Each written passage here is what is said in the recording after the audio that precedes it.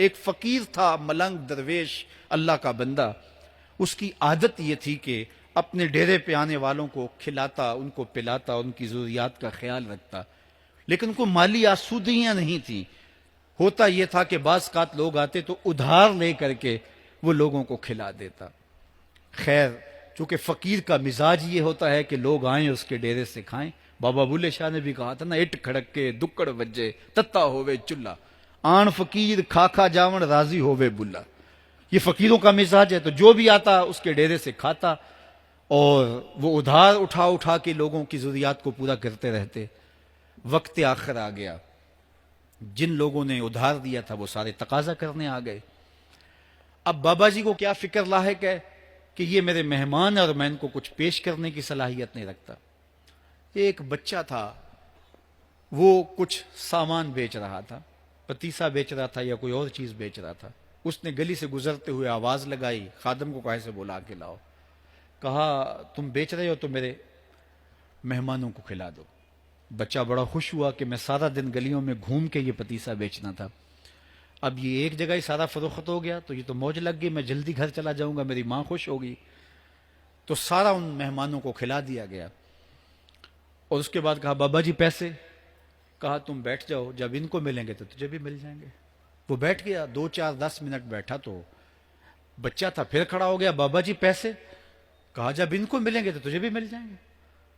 پھر آدھا گھنٹہ گزرا تو پھر اس نے کہا بابا جی پیسے؟ میری ماں میرا انتظار کر رہی ہے، ہمارے گھر کا چولہا اسی سے جلتا ہے، میں یہ پیسے لے کر جاؤں گا اور میری ماں کوئی ہنڈیا خریدے گی اور ہم شام کا گھر کا کوئی سلسلہ کریں گے.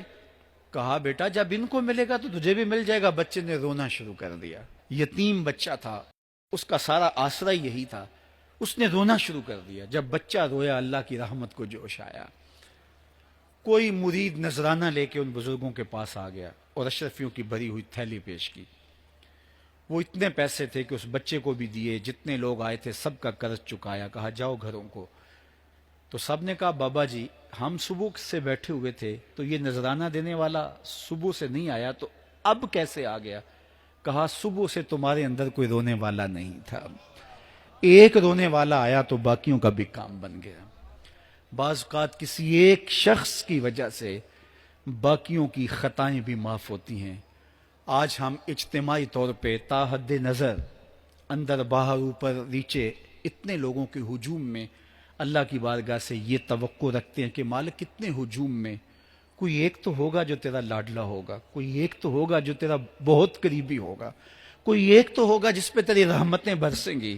تو مالک اس کے صدقے سے ہماری خطائیں بھی معاف کر دے، ہمارے گناہ بھی معاف کر دے. کوئی ایک رونے والی آنکھ مل گئی تو باقیوں کا بھی کام بن جائے گا. اٹھ فریدا ستیا تے میلہ ویکھن جا، وت کوئی بخشیا مل جاوے تے توں ہی بخشیا جا.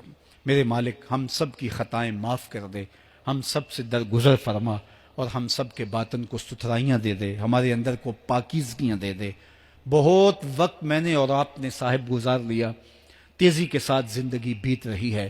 میں اگر اپنے آپ کو دیکھوں تو میری زندگی کتنی بہاریں کاٹ چکی ہے.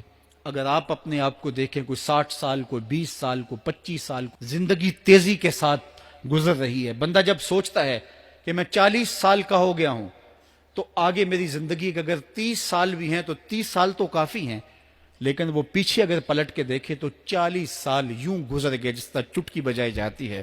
جب چٹکی بجانے کے وقت میں 40 سال گزر گئے محسوس ہوتے ہیں تو جو باقی 30 سال اگر ہوئے بھی وہ تو گمان ہے میرا، وہ تو گمان ہے آپ کا. ہمیں تو ایک سانس کا بھی نہیں پتا.